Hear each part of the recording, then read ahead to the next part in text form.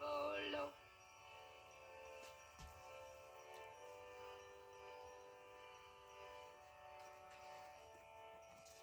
Yashodanandana Brajajana Ranjana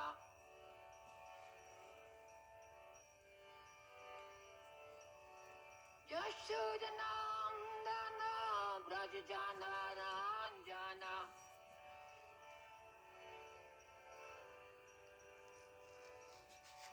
Yamunatira Vanachari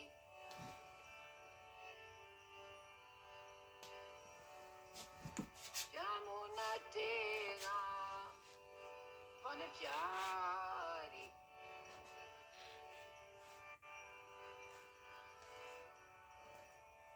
Jaya Radha Madhava Kunja Vihari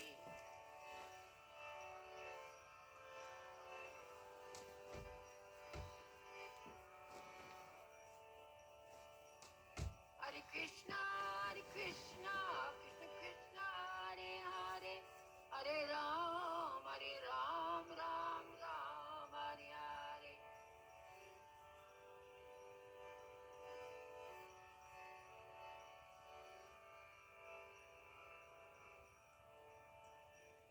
Hare Krishna, Krishna Krishna, Hare Hare, Hare Ram, Ram Ram, Hare Hare.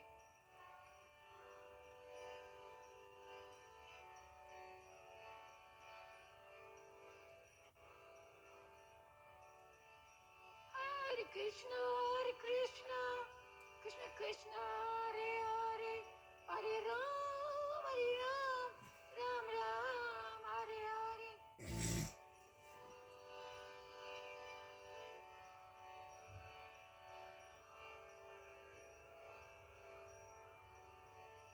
Hare Krishna, Krishna Krishna, Hare Hare, Hare Ram, Ram Ram, Hare Hare.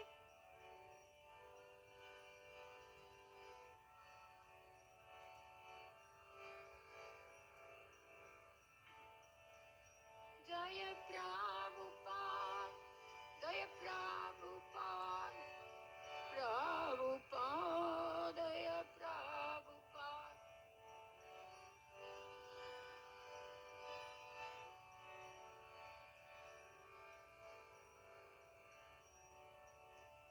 Jaya Prabhupada, Jaya Prabhupada, Prabhupada, Jaya Prabhupada.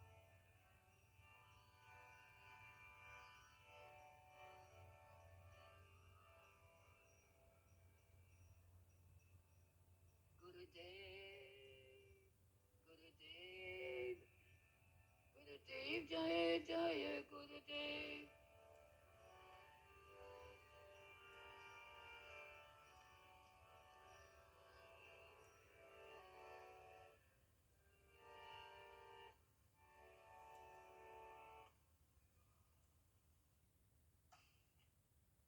Om Namo Bhagavate Vasudevaya.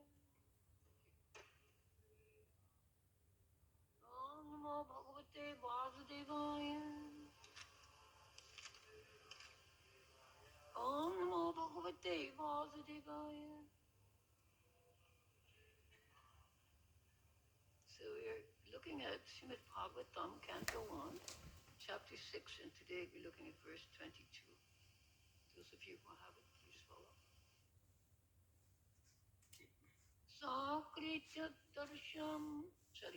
Sakritya darshitam rupam etat kamayate nagha mat kamahashanakaishyatu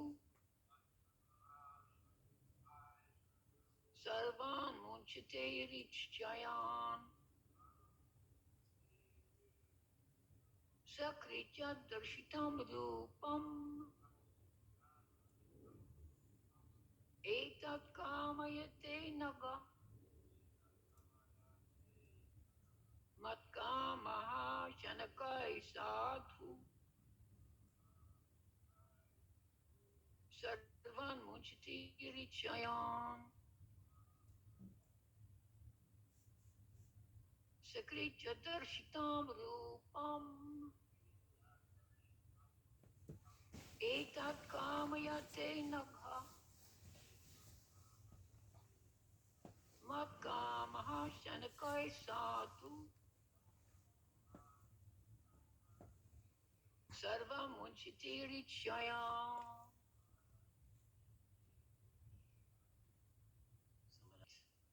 Once only, yet that darshitam shown, rupam form, itat, this is kamaya for hankerings, te your anaga, O virtuous one, mat mine, kamaha desire, shanakai by increasing, sadhu devotee, sarvan all, munchiti gives away, rich shayan material desires. Translation. O virtuous one, you have only once seen my person, and this is just to increase your desire for me, because the more you hanker for me, the more you will be freed from all material desires, basically. O virtuous one, you have only once seen my person, and this is just to increase your desire for me, because the more you hanker for me, the more you will be freed from all material desires. Prabhupada. A living being cannot be vacant of desires. He is not, he or she is not a dead stone. He must be working, thinking, feeling, and willing. But when he thinks, feels, and wills materially, he becomes entangled. And conversely, when he thinks, feels, and wills for the service of the Lord, he becomes gradually freed from all entanglements. The more a person is engaged in the transcendental loving service of the Lord, the more he acquires a hankering for it. That is the transcendental nature of godly service. Material service has satiation, whereas spiritual service of the Lord has neither satiation nor end. One can go on increasing his hankering for the loving transcendental service of the Lord, and yet he will not find satiation or end. By intense service of the Lord, one can experience the presence of the Lord transcendentally. Therefore, seeing the Lord means being engaged in his service, because his service and his person are identical. The sincere devotee should go on with sincere service for the Lord. The Lord will give proper direction as to how and where it has to be done. There was no material desire in Narada, and yet, just to increase his intense desire for the Lord, he was so advanced. We'll read the verse again. Sakrit yad darshitam rupam etat kamya te naga mat kamaha shanakai sadhu sarvan munchiti richayam. O virtuous one, you have only once seen my person, and this is just to increase your desire for me. Because the more you hanker for me, the more you will be freed from all material desires. Om Gyana Timanam Vishnapi Nam Vinasalakaya Chakshuram Militam Vinam Tasma Shri Rubena. So this verse is very foundational, you can say, very foundational. If this is all you knew about devotional service, it would actually suffice to put you on the path, because it has so much instruction. It doesn't really preach, it's teaching. So it's not just preaching to you, do this, don't do this. It's actually teaching, and by the teaching, it is reaching you. So it's very beautiful. It has very interesting psychology. First of all, Prabhupada's remark is that a living being cannot be vacant of desires. And we use the word desire here.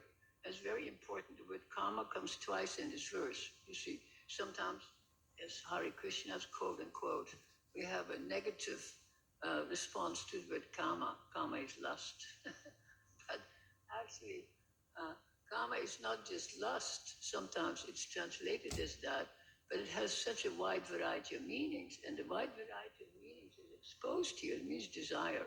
Huh? When you have the different modes of approaching the Lord, artha, kama, moksha, etc. That kama doesn't mean this lust or sexual desire, but it means desire for that which seems natural to you, and that is the whole point. So the living entity cannot be vacant of desire, which is so obvious. Huh? Like a child, as soon as a child is born, and then you're putting it on the mother's breast, it sucks. It has a desire to suck. It doesn't say, oh, what's this? What am I doing? It's so eager. Huh? The first day the mother apparently doesn't have milk, but the child still uses the sucking facility, and then the milk, of course, is produced. So it's very, very beautiful. So the psychology is there. He is not a dead stone. And he must be, and then the rhythm working, thinking, feeling, and willing. So this is very important. Here, working is put first. Often we say thinking, feeling, and willing, and not working. But everything begins by thinking. You're thinking, oh, I should do this. This is a good idea. Then your body, after your mind is giving you some idea, then your body starts acting or working. So thinking, feeling is very important, because thinking is, of course, you can say it's mental activity. And what is the difference between thinking and feeling? Like you're feeling something. What is the difference between you thinking and feeling? Yeah, and feeling. Yeah, yeah. Yeah. That means your emotions are aroused. That's the point. Your emotions are aroused. And this is the most important thing, that the mind gives an idea of what to do. Then emotions, you are aroused to do that thing. And then the next thing, of course, is willing. Willing means you're doing it. You're stepping forward to do it. Then the body is put into action, and you're moving towards that goal. So a person can never be like a stone and not have any, sometimes people are mentally sick and they act like they're stone. Or sometimes a person is in deep samadhi, they also act like a stone because the senses are not going outward. So when the senses are going inward, there are so many descriptions in especially Jiva Goswami's Gopal Champu, where the gopis became like stone, like statues. I don't know. I'm sure there's 100 references to in the book where Jiva Goswami describes some of Krishna's devotees as becoming like stone statues. His mother, but mostly the gopis. It's mostly a symptom in Madhurya Ras. So very, very interesting. So, but even when one becomes like a stone, it doesn't mean that internally there is no activity, especially here. So here, Prabhupada is talking about the phrase I always use, turning the light around. Turn it around from materially sensuous or even indeed sensual activities to internally sensuous or indeed sensual. And when I say sensuous, it means the senses are activated, the eyes, the ears, the touch, the taste, etc. But essential means there's actual, there is a relation between, especially between Krishna and the gopi, there's actual sensual. I'm sure you know the difference. So all of these, and that of course is the highest, that is our highest ras. So this is it's a very beautiful sequence, that working, thinking, feeling, and willing. And then Prabhupada points out that, but when he thinks materially, then he becomes entangled. And that is the whole point. Because you can say, Mahamaya is the seed of entanglement. Now, Yoga Maya is also seed of entanglement, but the latter entanglement is what we're looking for. Just like it says later on in the purport, there's no satiation for performing devotional service. There's no, one never becomes satiated. You always want more. It doesn't matter how much. Like when you eat a proper meal, you are satiated. You don't want any more. You think, yeah, but hurry up, hey, hurry up. But the devotional service, it goes on and on and on. So it's very, very beautiful. And of course, in samsara, it tends to go on too. Otherwise, why we take birth? It says millions of times. Why don't we stop? Why don't we get tired of it? When people do get tired of it negatively, what do? They get tired of material activity. Negatively, what do? Yeah, they commit suicide. And there's no more taste, then you commit suicide. There's nothing to do. Even, yeah, even to depressed people, they say, what's the point of getting up? What's the point of getting up? It's so astounding, you see. But that is because material satisfaction is very, very limited. It just pleases the senses for a short time. People eat. Look at people who are, eat too much. They eat, and then half an hour later they again want to eat, and again they want to eat. Before sleeping, they want to eat because the tongue is agitated. Thinking, uh, thinking, feeling, and willing. So this is such a common sequence. But when that sequence is used in Krishna's service, it becomes brilliant. And the working, we'll put the working at the end here, or the willing. Willing means your intention to do that thing. This is willing, your intention. Then there's working. So Krishna consciousness is far, especially the way it is presented to us. It deals mostly with work, with seva, with doing, with allowing yourself to be used by Krishna. That is very much, there's much more intimate ways, of course, if you consider the gopis and Krishna. Sometimes they use Krishna, it's the other way around. But sometimes that doesn't work. Do you remember Radharani when she left the Sangha and she walked away by herself? And then Krishna picked her up. And then what happened? Why did he leave? Yeah, she was proud. And she wanted to use Krishna in an inappropriate way. But there are other kahanis, narratives where she uses Krishna and Krishna is so happy. It's like lovers, you can say. It's a word for it, one can play a reversed role. So, but the first thing is that we have to analyze what is our thinking. Well, like, what do I really want? Like, for instance, if we analyze, like, I'm a devotee, I've been in the ISKCON for so how many years, what do I really want? So if you can't analyze what you want, you will not reach the goal. So we have to set our goal. What is our intention? So the intention may be, I put it very black and white, maybe very opposites. You might say, I want to become free from suffering. Isn't that? Like many of us, we want to just give up suffering, dukkha.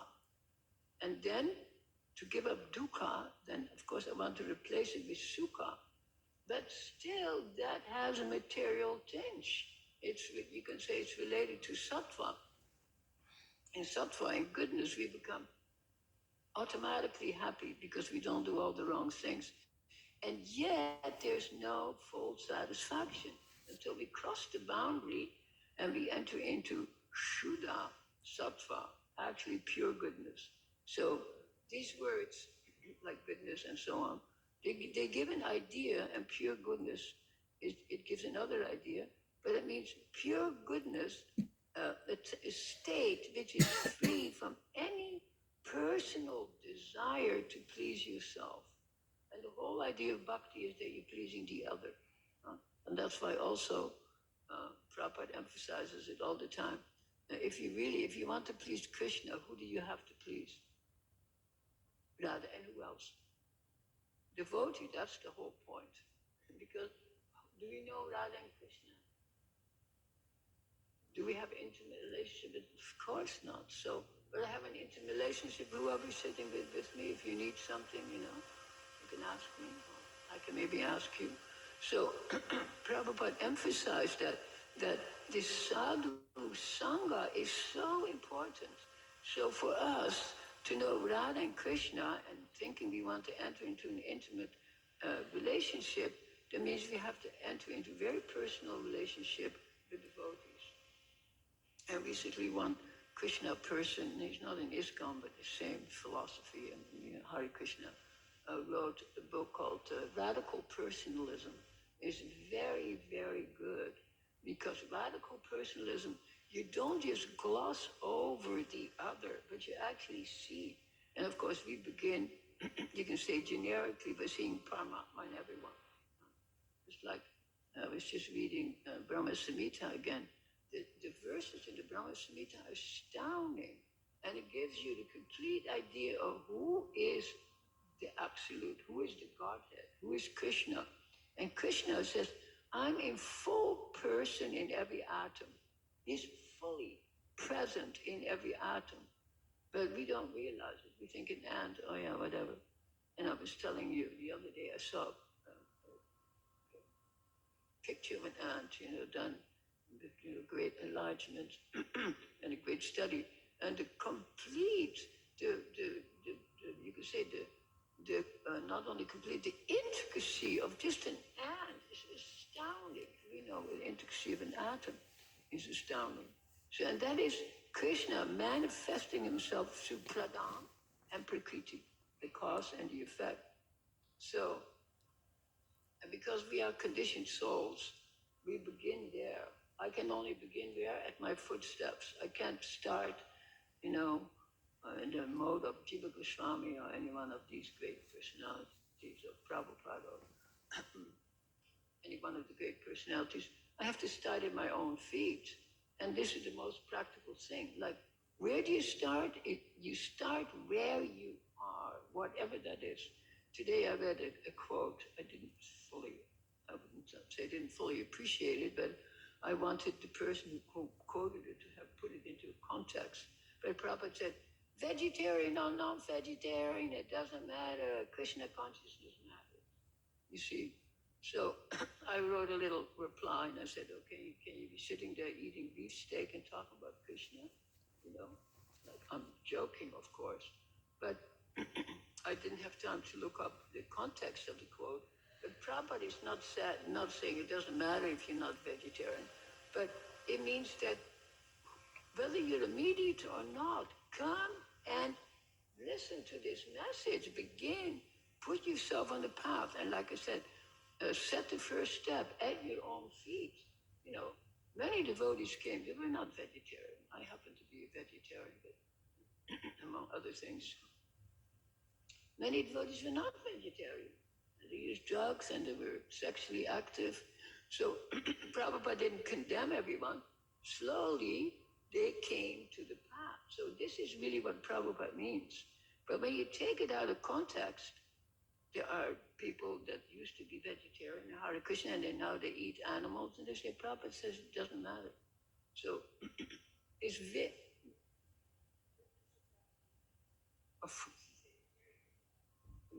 that's very good point. That's elementary. It's elementary.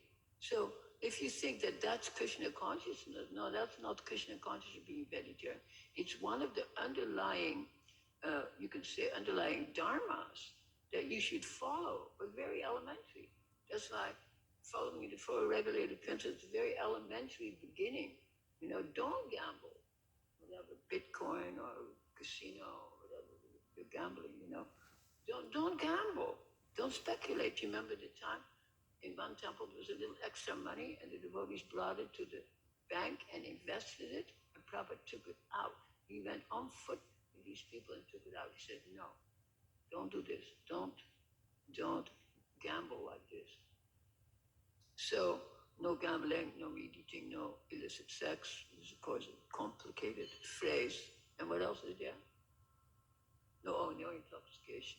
We're so intoxicated we can't remember all the four rules. So no intoxication. So this is like elementary, and you follow these very elementary sadhana, you can say, modalities that allows you to set out on the path and go ahead. So you begin at your feet. You might not be vegetarian, then you become that. You become this, you become this. So the path is very beautiful. Anybody can tread it. This is Prabhupada's point. Anybody can set foot on that path, regardless where you are or where you were at. And of course, the path is made very beautiful from the very beginning by dancing, chanting, and taking prasad, and it's still beautiful. I think somebody was telling me the other day, sometimes Sunday night we get 700 people. It's so beautiful. I do the reception, I sit there, and people are back and forth. And many people only come for 10 minutes. Some people also, they go next door. I would say a great percentage, but it doesn't make any difference. They go there, they come here. They are getting a taste of hearing and chanting, and is informed by pure bhakti yoga. That's our line, Gaudiya Bhakti Yoga. So they're getting a taste. So it's not amazing, and we want to encourage it. I'd love to see 1,000 people. Of course, I'm not saying we should be cooking for 1,000 people, but we can also give just a little bit of prasad. It can be just a sweet ball or whatever. Doesn't have to be a full plate. That's another thing. Whatever is apropos, that's what we do. I told you my first prasadam. You've heard my story 1,000 times, so I'm not going to mention it again, except for you maybe sitting here. But the Krishnas were at the World Conference. No, was the World Conference? Yeah, the World Conference on Housing. I was going to say religion. I was also there. Sanskrit conference. This is a housing conference, and in Vancouver, 1976, and the Hare Krishnas were there. And I already had Krishna book for 7, 8, 9 years. I can't remember how many, maybe longer. So, but I was not really familiar with them. And they were there, and they, I think before I even heard them chant, they had a table with prasadam, and they had halava, and I took a little halava. It's almost halava, and I was quite surprised because there's a Muslim dish called halava also. It's like a sweet candy. I thought, oh, this is halava now. I thought it was something I bought on Kingsway. So I thought I had the halava. It was so good. I came back second time. They said, a bit more. They said yes. And then the third time I was embarrassed. I thought, didn't I think I'm kama, another word here, but lusty. And I said, I'll give you a donation and also give me the recipe. They said, sure. And they had a little Krishna book, the horizontal one. I bought the Krishna book, and Krishna sitting on a picnic with his friends, and I got the Krishna book. And I never cooked the halva. I mean, I never looked at the halva recipe per se because it's so easy to make. All you do is heat your ghee and add you don't need a recipe. Somebody can tell you in 1 second. But I had that book for decades. So that was my introduction to prasad. So all these people that come to the temple are very fortunate that they get a taste, either for hearing and chanting. They might hear one sentence, they say, oh, that makes so much sense to me. People tell me of their personal experiences of how to come to Krishna is quite astonishing. By accident, in a secondhand store, opening a book and reading a fabulous verse, and then thinking, who wrote this? And they find out it's called BBT, and they find out the nearby temple.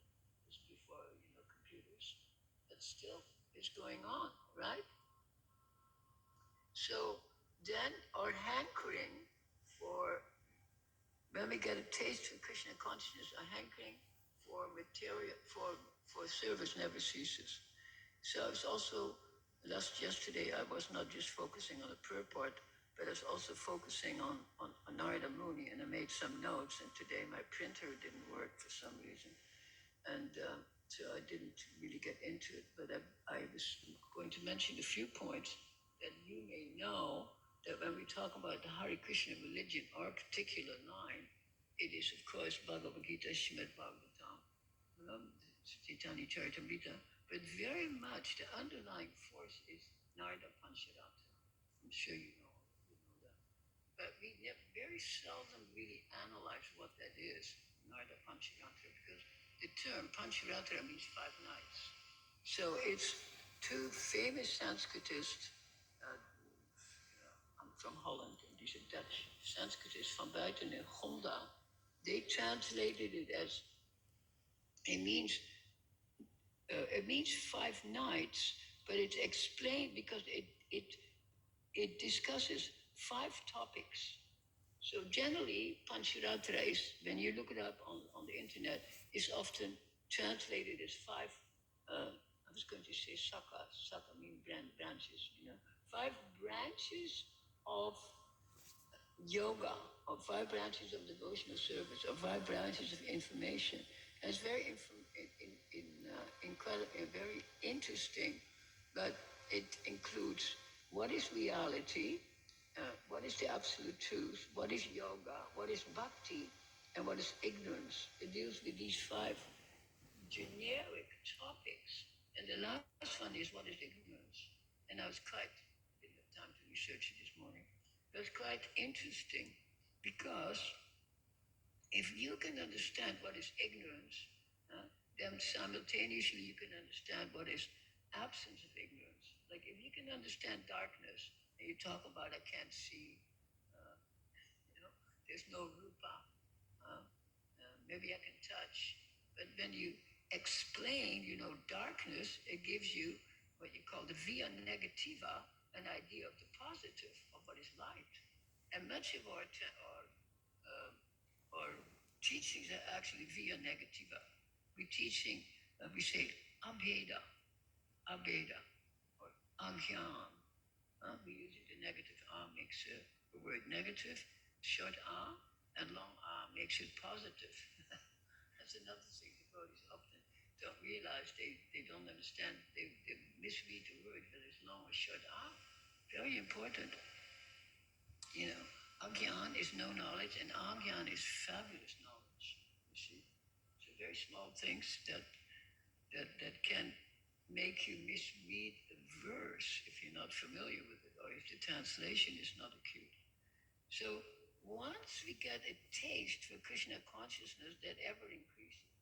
And this is why, of course, I'm not referencing myself, but that's why we see some devotees who came to the movement over 60 years ago, and they're still here.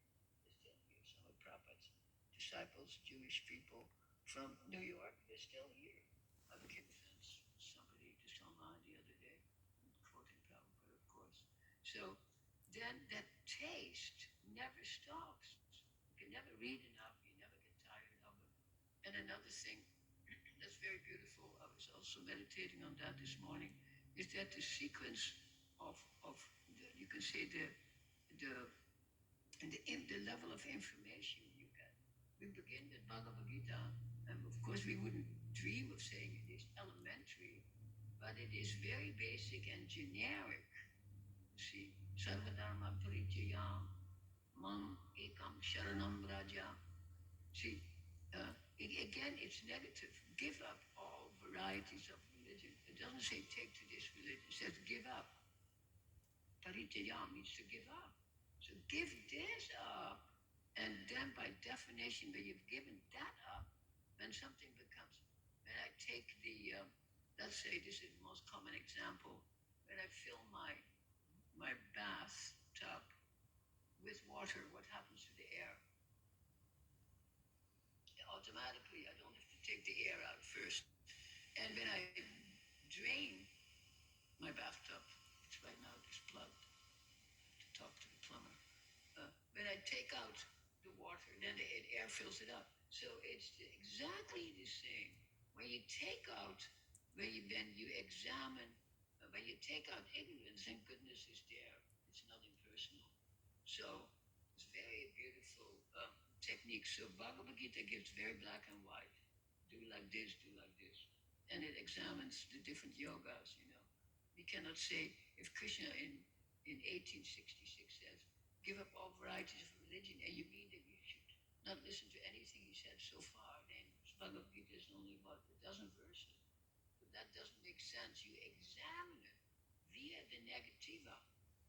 And then you can come at the positive and see what you should be doing. So Gita is there. And then, of course, Prabhupada said that's the first basis. Then the Srimad Bhagavatam is there. And the Srimad Bhagavatam gives very detailed information because it's commentary on Vedanta Sutra. And Vedanta Sutra is very beautiful. But not everybody can understand the tenseness or terseness of those verses. It needs to be unpacked. So it's unpacked in all the verses of the Srimad Bhagavatam, and also other Puranas, of course. And then thirdly, we have the Chaitanya Charitamrita. and of course very intimate, like one of the most in the, you can say in the Srimad Bhagavatam, the most intimate conversation is Krishna and Uddhav.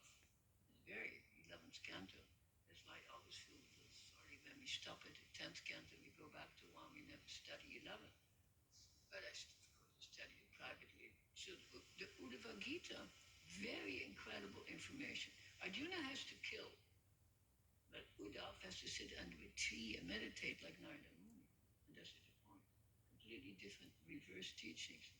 And then, of course, have very, very intimate scriptures written by the six Goswamis and in that particular line, like Vrindavan Mayamamrita and other books, very, that deal directly with Radha and Krishna's love affairs and focuses that doesn't focus on any other place. It's only in Braj and Braj to make another little footnote.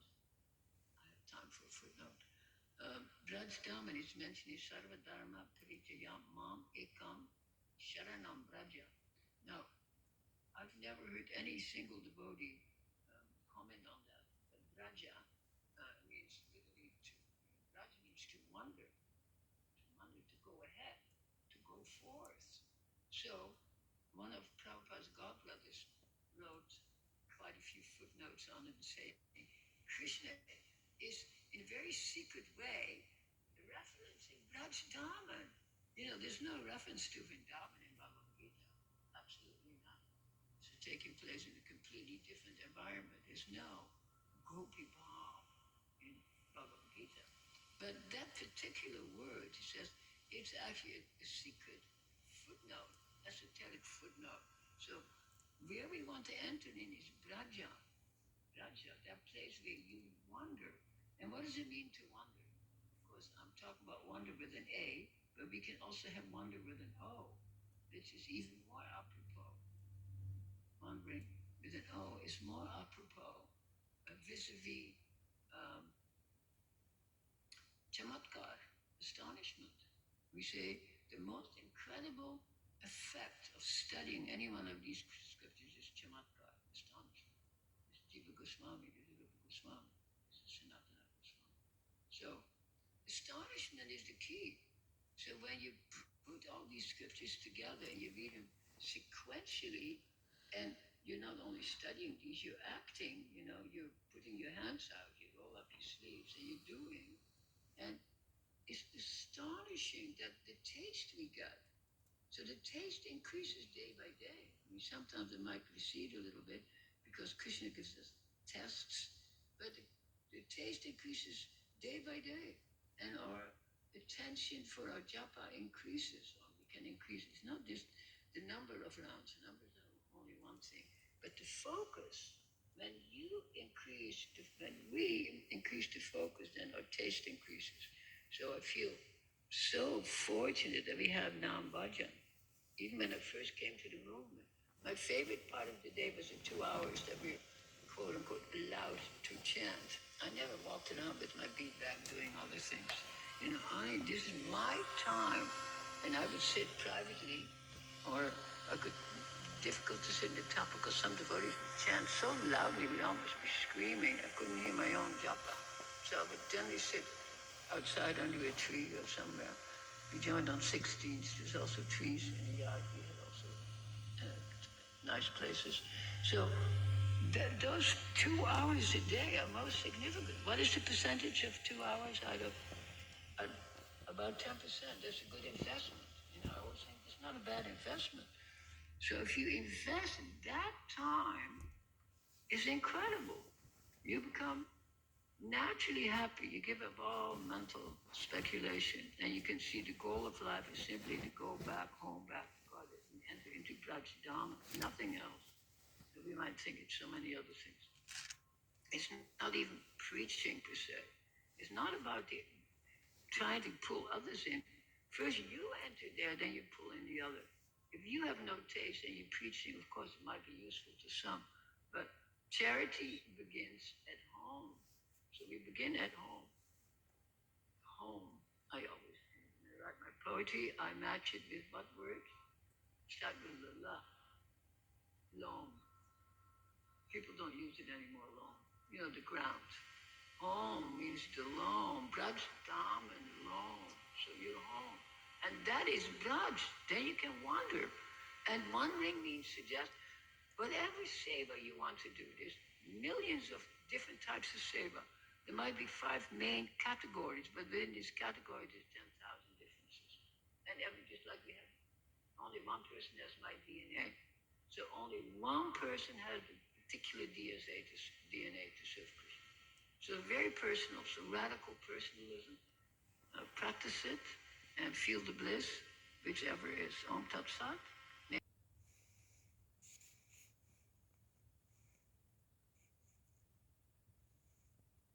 एतद् कामायते नग मत्कामशनकै साधु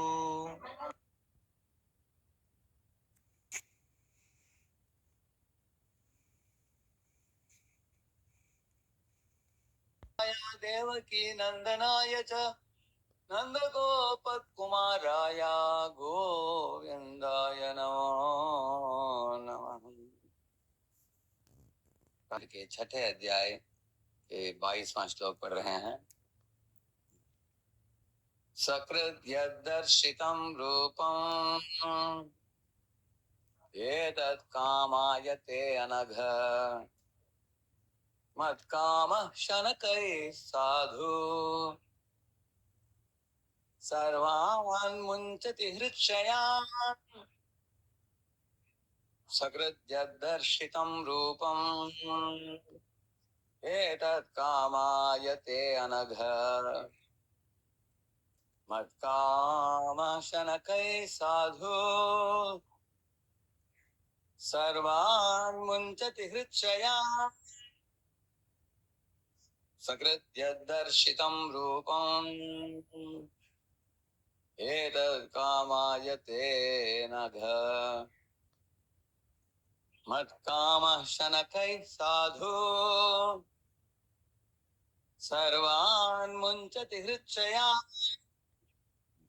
दासपुत्र को, हे निष्पाप पुरुष, तुमने मुझे केवल एक बार देखा है और यह मेरे प्रति तुम्हारी इच्छा को उत्कट बनाने के लिए है, क्योंकि तुम जितना ही अधिक मेरे लिए ललायित होगे उतना ही तुम समस्त भौतिक इच्छाओं से मुक्त हो सकोगे।